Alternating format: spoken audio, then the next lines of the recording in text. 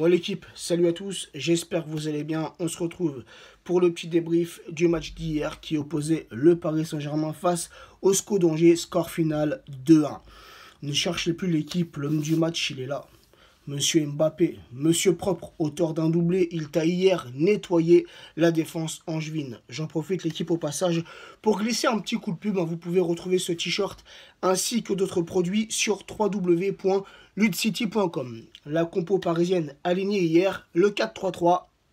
Kevin Trapp dans les cages parisiennes, Alves latéral droit, Kurzawa latéral gauche, la charnière Silva, Kipembe, Mota en sentinelle, nos deux relayeurs Verratti, Draxler, Cavani en pointe, Mbappé ailier droit, Di Maria ailier gauche. Mes trois tops et l'homme du match d'hier les gars, comme je vous l'ai dit, Monsieur Mbappé, Monsieur Mbabut, Monsieur Mbaflash, hier, comme je viens de le dire, auteur d'un doublé, il a marqué son 12e et son 13e but en Ligue 1, et hier il nous a régalé, il nous a fait un gros festival. Alors oui, en face c'était Angesco, ça vous allez me la sortir les gars, mais tout de même, il a été auparavant beaucoup critiqué, voilà, pour son manque de réalisme, pour son manque de créativité, pour son manque d'envie tout simplement.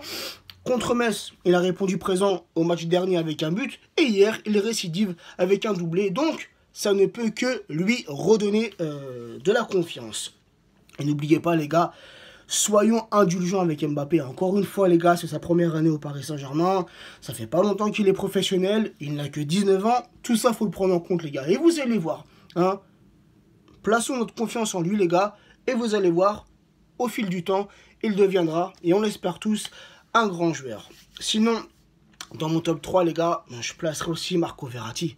On aime le Marco Verratti qu'on a vu hier les gars. Quand il ferme sa bouche sur le terrain, quand il ne fait pas beaucoup de fautes, quand il joue simple, avec cette conduite de balle, c'est, comment dire, sa vision du jeu, ses transmissions, ses récupérations.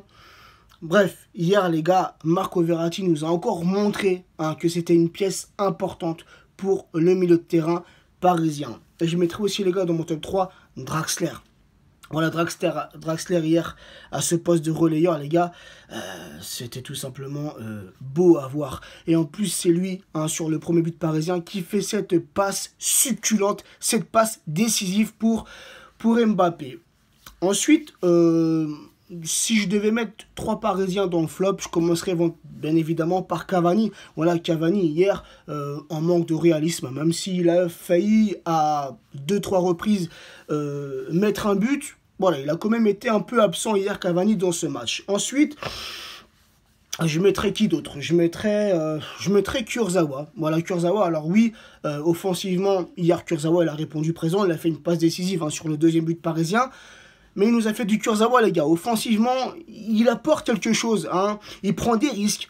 Il ose monter pour faire ses centres. Il apporte offensivement. Mais les gars, nous, on aimerait voir un Kurzawa qui joue aussi défensivement. Tu vois ce que je veux dire? Et hier, Kurzawa, défensivement, il a encore été à la ramasse. Sinon, un troisième joueur que je mettrais dans mon flop, j'ai même pas envie de vous mettre Mota. Parce que Mota, le pauvre, il est sorti dès la 15e minute. Ça, on va y revenir, les gars. Mais si je devais en mettre un troisième, les gars, je mettrais Di Maria. Voilà, Di Maria. Alors, au match précédent contre Metz, je ne l'avais pas trouvé terrible. Et hier, il était un peu mieux. Mais pour moi, Di Maria peut encore mieux faire. Les gars, revenons sur ce carton rouge. Ce carton rouge, pour moi, les gars, trop sévère. C'est la 15e minute. Et puis, si je dis pas de conneries, Mota, c'était sa première, voire sa deuxième faute. On est à 15 minutes. Alors, certes, on mène 1-0. Mais le carton rouge, les gars, il est sévère. Alors oui, il y a faute. Ça, c'est indiscutable, les gars. Mota s'essuie sur le joueur angevin. Mais je sais pas, quand tu revisionnes l'action, pour moi, c'est pas intentionnel. Mota, il regarde même pas. Il regarde même pas où c'est qu'il va retomber. Encore, tu me dis qu'il regarde. Et puis, voilà, il fait vraiment exprès. Pour moi, hier, comme je vous l'ai dit, sur le ralenti, moi, de ce que j'ai ressenti, de ce que j'ai vu, c'est que Mota ne s'est même pas préoccupé où il est retombé. Donc, pour moi, un carton jaune aurait dû être plus judicieux. Voilà. Enfin bref, c'est l'arbitre qui décide. Mais en même temps, Mota, sur ce genre de geste, on l'a vu, il ne s'est pas excusé. Donc en tant que professionnel, même si tu ne fais pas exprès, et ça c'est logique, quand tu ne fais pas exprès, normalement, tu dois venir voir ton adversaire et tout simplement t'excuser. Donc, encore une fois, un carton rouge pour moi beaucoup trop sévère. Donc voilà l'équipe.